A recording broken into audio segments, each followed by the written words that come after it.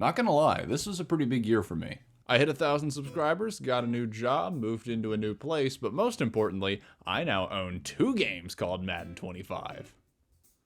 I think my life has peaked. My end of year game tier list. For those who are new, here's how it works. This tier list is open to all games I played for the first time this past year, not just games that came out in 2024. Also, not all games I played will necessarily be included. Just because I played the show 10 for the first time this year doesn't mean I have anything to say about it. We'll start down here with the games that make my eyes bleed and slowly work our way up to the ones that you might actually want to put some time into. And remember that this list is not only for fun, but it's also pretty positively biased, so please don't freak out if I put your favorite game of all time in C tier. And with the talk about what I'm here to talk about talked about, it's time to talk about what I'm here to talk about. Here we go.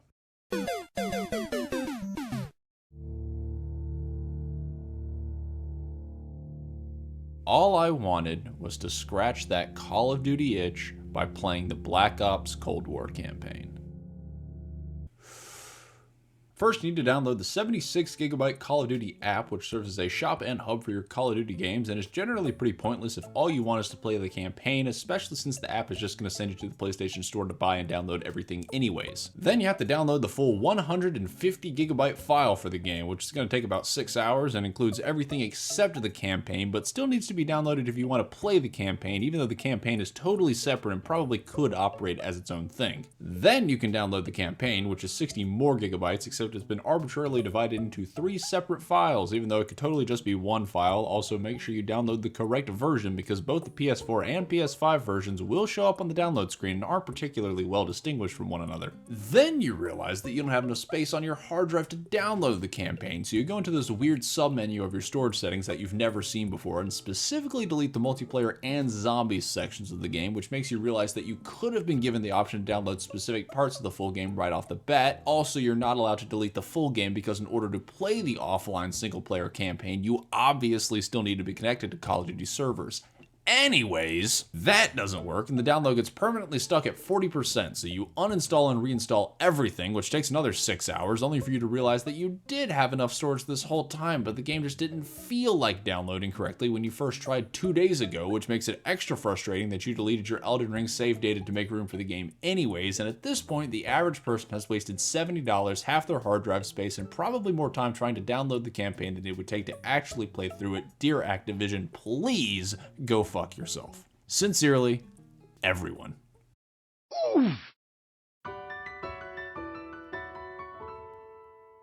I admit that I too jumped on the Power World bandwagon when I saw that trailer for the first time because holy shit, how could I not? As it turns out, Power World isn't so much Pokemon with guns as it is anime Rust with Pokemon. Not that there's anything wrong with that, survival multiplayer definitely has its audience, but unfortunately I've never been one for the genre. More problematic is the fact that the game runs like garbage. It was incredibly buggy when I first played it, with pop-in and phasing through walls occurring more frequently than I'd care for, with the experience getting wrapped up in a graphical package that features a fairly generic anime art style. Aside from the PALs themselves, the poor technical fidelity of this game is the only resemblance Power World has to recent Pokemon titles. It really doesn't play anything like the Pokemon with guns game that many expected it to be.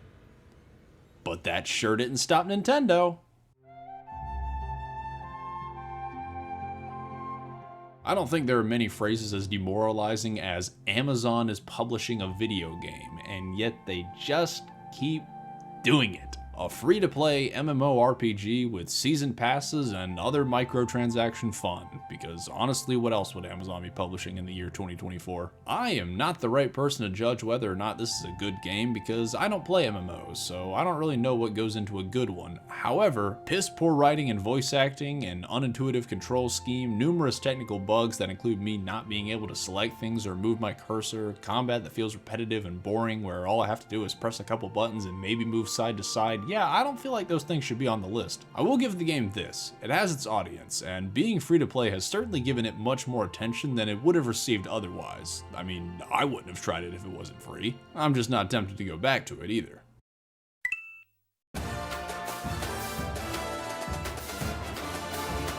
I don't normally like to talk about annual release franchises in these videos, but I'll make an exception for the long-awaited College Football 25.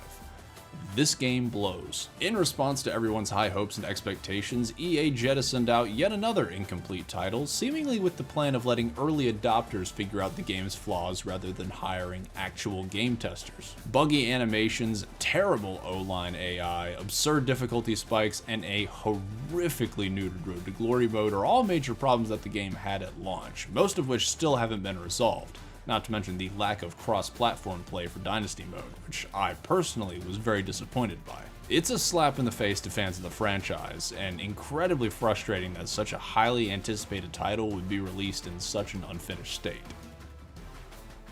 It is pretty fun though.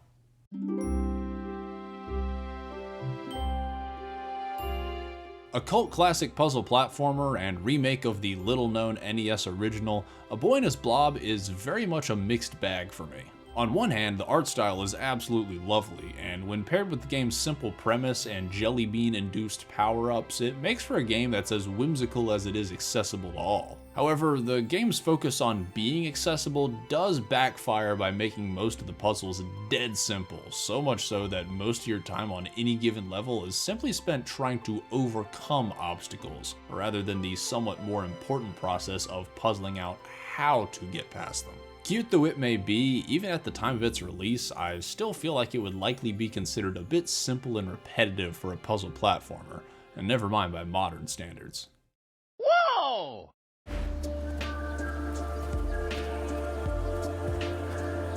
In some ways, puzzling places is kind of brilliant. The idea of 3D jigsaw puzzles is a fairly simple concept, but it'd be very difficult to execute in any space other than VR. The developers have turned it into a zen experience that feels almost tailor-made for long, relaxing play sessions. Unfortunately for me, I'm a bit more prone to motion sickness than many, so even a 30 to 45 minute play session is pushing the limits of what my body is willing to handle. Still, if you have the chance, I do recommend checking it out. Even the demo has a fair bit of fun to offer.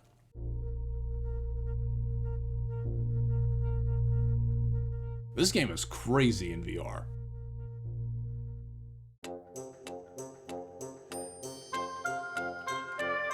If anything, Super Mario RPG serves as an example of just how flexible Mario as a character is. RPGs might not be the most beloved genre out there, but you make an overall fitted Italian plumber the main character, and suddenly it's a whole lot more approachable. Honestly, this might be the most beginner-friendly RPG out there. It's simple, but not lacking in complexity.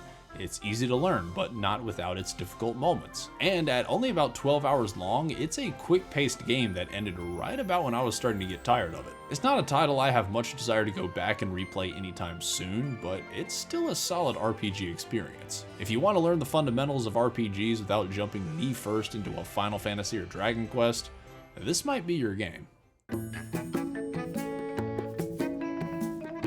We've been spoiled with Mario RPGs as of late, be it last year's remake of the SNES original or the recently released Mario and Luigi Brothership, but the one I was most looking forward to was the remake of the game frequently cited as the greatest of all Mario RPGs. I'll admit that I had a great time with Thousand Year Door, but it does come with its fair share of frustrating moments. It is incessant about wasting your time by making you run back and forth across the map to progress the story, sit through long dialogue sequences, and occasionally forcing you to wait for jokes that just refuse to land. And while I didn't struggle with hardly any of the game's bosses, I must have missed the memo to start grinding at the very end of the game because the final boss is a massive step up in difficulty. It does, however, have plenty of charm, lots of cute and witty moments, and a combat system that's surprisingly engaging despite being turn-based. It's a game that is more frequently fun than not, though given its reputation, the number of annoying moments I encountered on my playthrough was pretty disappointing.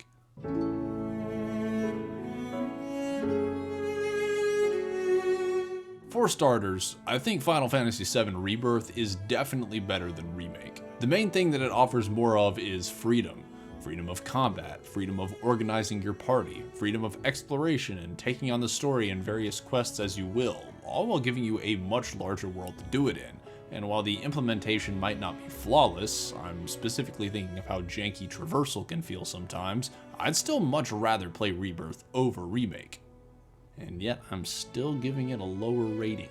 I don't know, man. I really tried to get into Rebirth, but every time I started playing, I'd get an hour in and then I'd be desperate to do literally anything else. It did not hook me at all. It doesn't help that I simply don't have the nostalgia for Final Fantasy VII that everyone else seems to. So exploring these early locations doesn't really feel magical or wondrous to me. It just feels like a really slow start to an open world game. I'm still giving it the benefit of the doubt because I can totally see myself coming back to it someday, but so far I really haven't been all too compelled.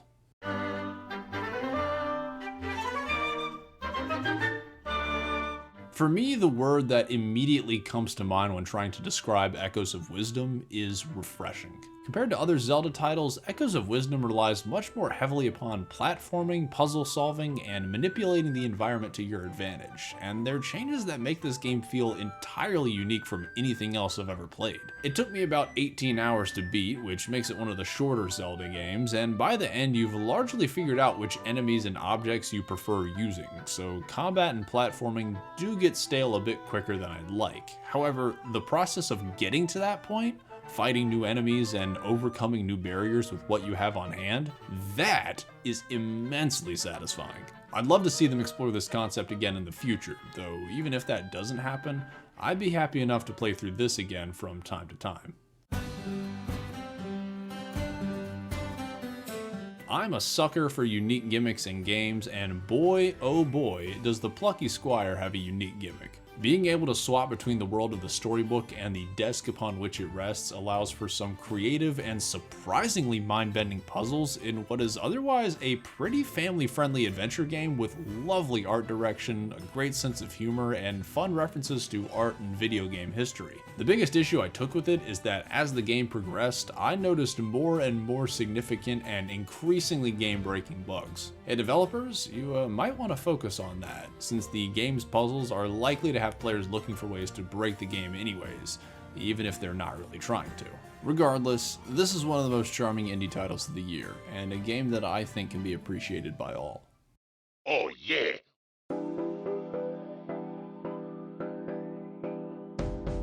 I made a horrible mistake buying Balatro. It's not that the game's poorly designed. I don't know what madman developer decided to mix poker with solitaire and turn it into a deck-building roguelike, but somehow they created a game that's infinitely replayable because racking up the points with your 80-card deck that somehow has 17 King of Spades is as stupid sounding as it is addicting. It's not that the game is poorly presented either. Its pixel art style, 8-bit soundtrack, sleek card designs, and ever-shifting lights and shadows help the game pull off its balancing act of feeling equal parts playful and mysterious. It's not even that it works poorly on phones, because surprisingly, Balatro feels almost tailor-made for the mobile experience. No, the problem is the fact that I now have this fun and hopelessly addicting game on a device that I keep with me at all times, which is to say I can't seem to get anything productive done anymore because I have been way too busy playing Balatro. You should try it.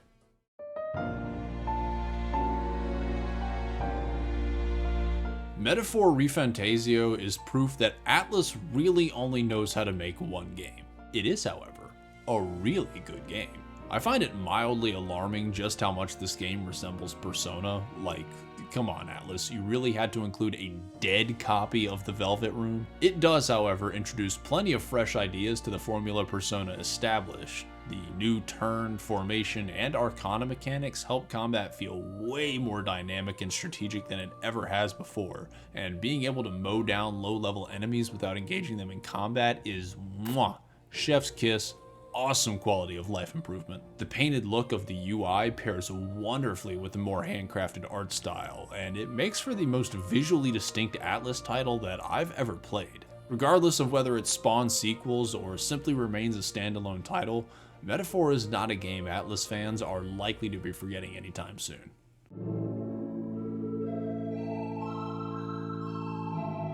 It brings me so much joy to say that Animal Well was exactly the indie darling I'd hoped it would be. I've played some Metroidvanias, but none that give you this much freedom of exploration while feeling this smartly designed. I've seen some retro-inspired games, but none that feel this distinct and vibrant. It amazes me how many hats this game can wear. It is whimsical, it is eerie, it is silly and spooky, it will surprise you, it will frighten you, it will puzzle and delight you and make you laugh out loud, and I found myself dedicating hours to solving its puzzles and exploring its many secrets well after I thought I'd beaten it. It is my favorite indie game of 2024, and it has a yo-yo.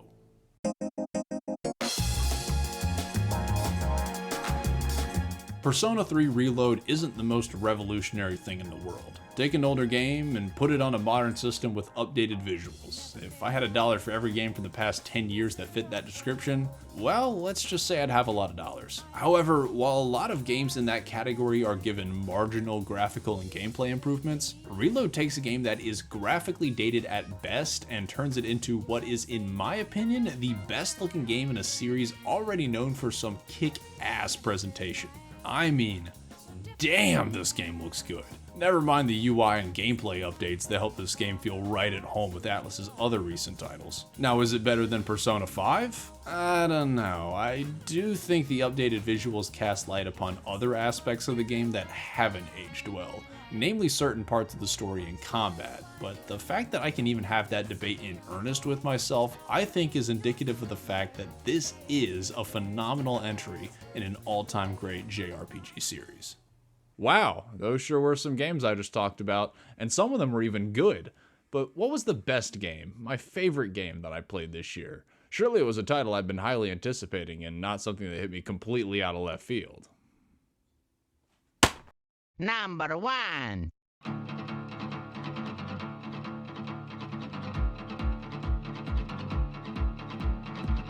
If there's one thing I gleaned from Sony's objectively bad May State of Play, it's that I would at least be able to look forward to Astrobot. I expect to enjoy it.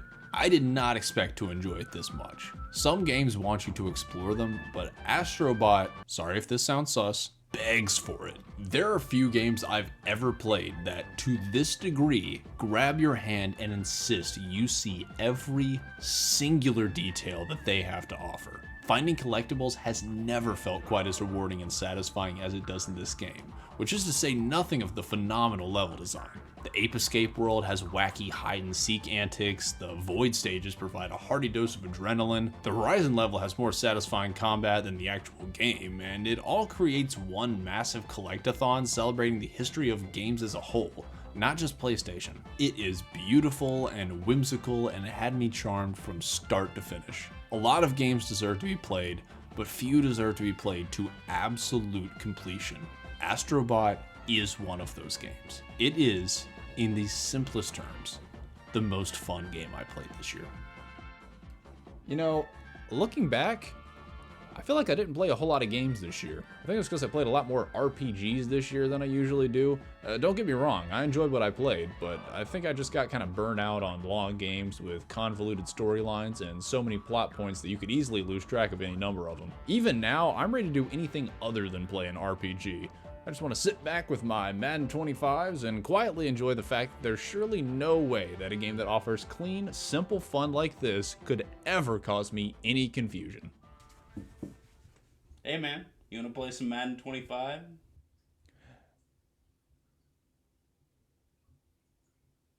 Oh God.